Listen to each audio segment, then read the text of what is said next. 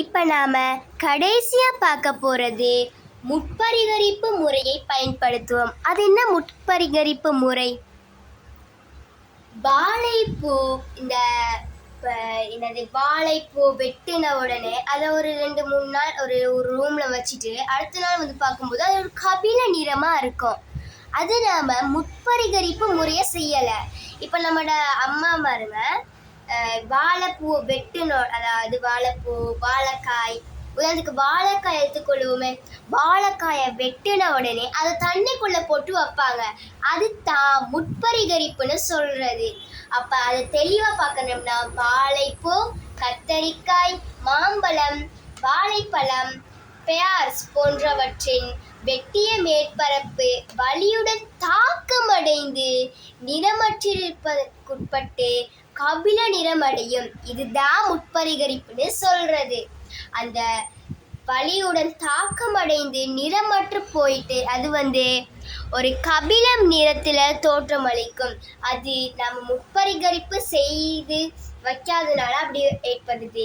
அப்போ நம்ம வாழைப்பூவோ, கத்தரிக்காயோ, மாம்பழமோ, வாழைப்பழமோ அதை வெட்டின உடனே தண்ணிக்குள்ளே போட்டு வைக்கிறது தான் முட்பரிகரிப்பு. அது தண்ணிக்குள்ளே போட்டு வச்சு தான் அது நிறம் மாற்றம் அடையாதுன்னு சொல்கிறது. அப்போ அதுதான் முட்பரிகரிப்புன்னு. இவற்றை தவிர்க்க முட்பரிகரிப்பு மேற்கொள்ளப்படும்னு சொல்கிறாங்க. அப்போ அப்படி முட்பரிகரிப்பு மேற்கொள்ளும் முறை என்னென்னு பார்த்தீங்கன்னா, அந்த கபில நிறம் அந்த கபில நிறம் வராமல் இருக்கிறதுக்கு என்னென்ன பயன்படுத்தணும்னா என்ன முறை பயன்படுத்தணும்னு இப்போ நான் உங்களுக்கு 2 விஷயம் சொல்ல போகிறேன்.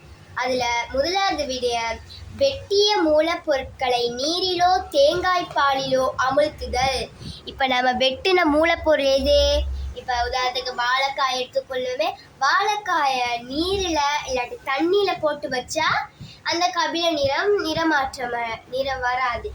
அப்போ அதுதான் முட்பரிகரிப்புன்னு சொல்கிறது. இல்லாட்டி சீனி பாகலிடல், அதாவது சீனி பானி மாதிரி கரைச்சிச்சிருப்பாங்க, அதில் போட்டு வைக்கலாம். இல்லாட்டி எலுமிச்சை சாறு சேர்க்கலாம். இப்படி முட்பரிகரிப்பு செஞ்சு வச்சுக்கலாம். அப்போ இன்னைக்கு நாம் 4 விஷயம் படித்தோம்.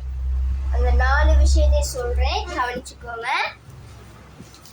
4 பேரை பற்றி படித்தோம். உணவு சமைப்பவர், அந்த சமைக்கும் இடம், அந்த சமைக்கும் போது பயன்படுத்துகிற கருவி, சமைக்கிறதுக்கு தேவையான மூலப்பொருள், முட்பரிகரிப்பு, இதோட சேர்த்து 5 விஷயம் படித்தோம். அதை தனித்தனியாக